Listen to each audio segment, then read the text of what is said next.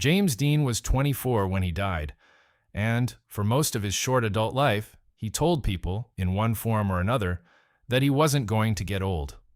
Friends remembered it as a joke at first, the kind of thing a young man says to sound interesting at a party. Then they stopped laughing, because he kept saying it the same flat way, without performance, the way someone states an appointment they've already made and can't get out of. He was born James Byron Dean on February 8, 1931, in Marion, Indiana, the only child of Winton Dean, a dental technician, and Mildred Wilson Dean. The family moved to Santa Monica, California, when he was a small child, and for several years, his life looked unremarkable. A quiet, close relationship with his mother, who took him to art classes and violin lessons and seemed to be the organizing force of his early childhood. Then, in July 1940, when Dean was 9, Mildred died of uterine cancer. Winton, by most accounts unable or unwilling to raise his son alone, sent the boy back to Indiana to live with his aunt and uncle, Hortense and Marcus Winslow, on their farm in Fairmount. Dean rarely spoke about his mother's death in detail, even to people he was close to. But the people around him in later years consistently described a kind of unfinished grief underneath his behavior, a watchfulness, a habit of testing whether people would stay. Some biographers connect this directly to the fatalism that showed up later. The dead mother, the father who effectively gave him away, the early lesson that the person you depend on most can simply disappear without warning. It's a reasonable connection to draw, and several people who knew Dean as an adult drew it themselves at the time. But it's worth saying plainly that Dean never spelled it out so neatly in his own words, at least not in anything that survives.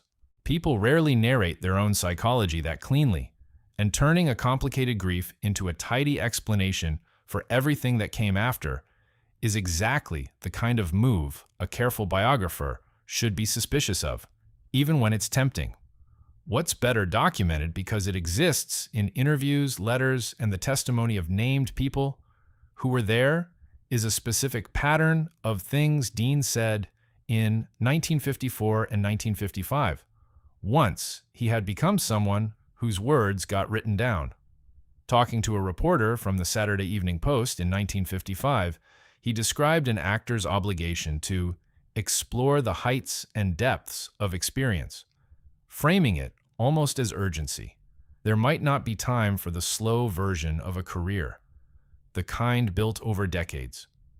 To his uncle Marcus, the man who had actually raised him, he wrote letters that circled the same idea from a more personal angle. That he intended to live fast, that he didn't expect a long, gradual life to plan a future around. He told Bill Hickman, a stunt-driving friend who would later be riding in the car behind him on the day he died, something close to a flat statement that he didn't expect to make old bones. None of this was secret prophecy delivered in hushed tones. It read to the people around him more like a working theory Dean had built about himself, repeated often enough and consistently enough that it became something his friends simply accepted as a fact about him. The way you'd accept that someone hates flying or refuses to eat seafood. Dean had grown up around death and abandonment in a fairly concentrated way for someone so young, and he treated his own mortality less like an abstract fear to be managed and more like a deadline he intended to respect, even honor. He drove like it, long before he could afford to drive well. As a teenager in Fairmount, he raced motorcycles around the back roads badly enough, and dangerously enough, that his uncle eventually forbade it outright. Once Dean had money, first modest theater and television income in New York, then real money once east of Eden made him a star in 1955, the motorcycles turned into cars. He bought an MG, then a Triumph TR3, then a Porsche 356 Speedster that he actually raced competitively at events in Palm Springs and Bakersfield, finishing well enough to take the hobby seriously rather than treat it as a celebrity affectation. In September 1955, he traded the Speedster in for something faster, A brand new Porsche 550 Spider, a lightweight aluminum-bodied racing car barely street legal, built for circuits, not commuting. Alec Guinness, of all the people who might have ended up in this story, gave Dean one of the more specific and more frequently quoted warnings, though the precise wording has shifted slightly across the different times Guinness told it over his life, which is normal for an anecdote that only became significant in retrospect. The two men met outside a Hollywood restaurant on the evening of September 23, 1955, 9 days before Dean died, through a mutual acquaintance. Dean, excited about his new car, asked Guinness to come look at it. It was parked nearby, brand new, practically still wearing dealer markings. Guinness, by his own later written account, felt something he described as a sudden chill or unease looking at the car, and told Dean, more or less directly, that if he got into it, he would be dead within a week. Dean reportedly laughed the comment off as a joke. He died 8 days later, 1 day short of Guinness's week.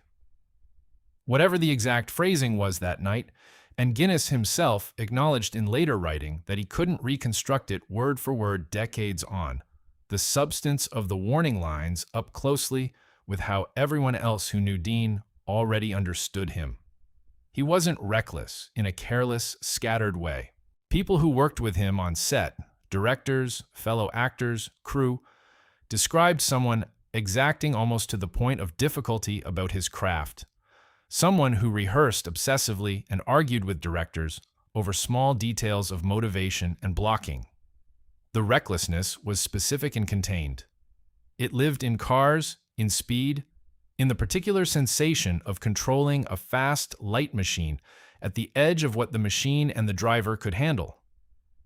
He'd had "Little Bastard" painted across the back of the Porsche's body in red script, a nickname that different sources attribute either to Dean himself or to his agent at the time, and the exact origin of it remains one of the smaller disputed details in a story full of them. On the morning of September 30th, 1955, Dean and his German mechanic Rolf Wütherich set out from Los Angeles in the Spider, headed toward a road race scheduled for that weekend in Salinas. Behind them, in a Ford station wagon towing a trailer for the Porsche, once they reached the track, rode Bill Hickman and photographer Sanford Roth. Dean had wanted to drive the Spider there himself rather than trailer it the whole way, partly to break the engine in properly. Around midday, he was pulled over near Bakersfield and ticketed for speeding, driving 65 in a 55 zone by the most commonly cited account, a detail that later took on more weight than it probably deserved, since by most reconstructions, Dean had slowed down considerably by the time of the actual crash. At approximately 5:45 that evening, at the junction of State Route 466 and State Route 41 near the small town of Cholame, a 1950 Ford Tudor, driven by a 23-year-old college student named Donald Turnipseed, turned left across the highway directly into the Porsche's path. Turnipseed said afterward that the low-slung, pale-colored Spider was difficult to see against the road surface in the fading early evening light, a claim that's been generally accepted by investigators and later researchers, even as some have raised the alternative possibility that Dean, given the earlier speeding ticket, may have still been moving faster than the posted limit at the moment of impact. Reconstructions of exact speed remain genuinely disputed and probably always will be, since the available evidence doesn't settle it cleanly. Wütherich was thrown from the wreck and survived, though with serious and lasting injuries, including a broken jaw and a leg injury that troubled him for years afterward. He died in a car accident in Germany decades later, in 1981, an unrelated but eerie footnote that's sometimes folded into the larger Dean mythology, not always fairly.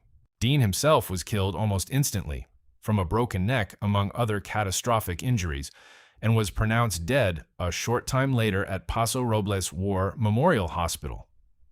He was 24 years old, 8 days past Guinness's warning, and roughly a year and a half into the brief period of fame that would define how the rest of the 20th century remembered him. At the time of his death, he had completed exactly 3 feature films. East of Eden, directed by Elia Kazan, had already been released that spring and made him a star. Rebel Without a Cause, directed by Nicholas Ray, came out a month after he died on October 27, 1955. And the timing meant audiences were watching a young actor playing a doomed, alienated teenager while knowing the actor himself was already dead. A coincidence of release scheduling that did a great deal to cement Dean's posthumous image. Giant, directed by George Stevens, was unfinished at the time of the crash. The production completed Dean's remaining scenes using a body double for long shots and additional dubbing where necessary. And the film was released the following year, in 1956. Dean received 2 posthumous Academy Award nominations for Best Actor, for East of Eden in 1956 and for Giant in 1957, making him at the time the only actor in Oscar history nominated posthumously, and he remains one of a very small number of people this has ever happened to since. He won neither award. The car itself acquired a strange and heavily embellished afterlife, and this is the part of the story where the line between documented fact and promotional myth gets blurriest, so it's worth being careful rather than repeating the more dramatic versions uncritically. George Barris, a well-known car customizer, purchased the wrecked Spider for parts not long after the crash. Over the following years, Barris and various fan and automotive magazines circulated a series of stories claiming that pieces of the wrecked car were connected to a string of unrelated misfortunes. A garage fire attributed to the car's presence, injuries suffered by mechanics who handled salvaged parts, even a fatal crash supposedly involving 2 tires taken from the wreck and sold separately. These stories were, by most later assessments, substantially Barris's own promotional invention, amplified and exaggerated through repeated retelling in fan magazines through the late 1950s, and there is no reliable independent documentation tying most of these specific incidents to verified events as described. What can be said with more confidence is that the car itself was eventually lost. It disappeared sometime around 1960, reportedly while being transported by rail for a planned safety exhibit, and despite periodic searches and renewed publicity over the decades, including a notable reward offer and search effort around 2005, it has never been recovered, and its current whereabouts, if it survives at all, remain unknown.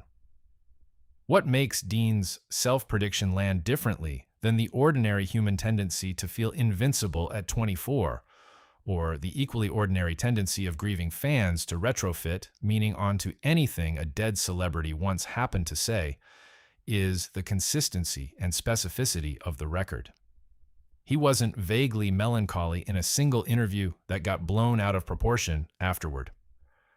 He told a named friend on more than one occasion that he didn't expect to live to be old.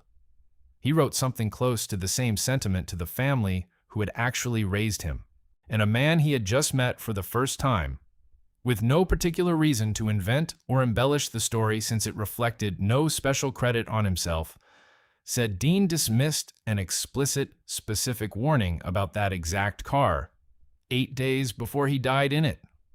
It would be a mistake to treat any of this as evidence of something supernatural, and most of the people closest to the story, including Guinness himself in his later memoirs, generally treated it less as prophecy and more as a dark coincidence sharpened by the fact that Dean really did seem to be racing something the entire time he was famous.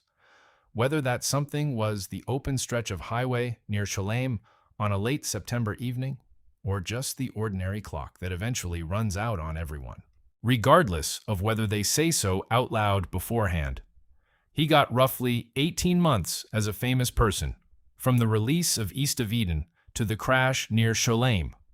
By the accounts of nearly everyone who spent real time with him during that stretch, he spent a fair amount of it acting like he already knew exactly how the story was going to end.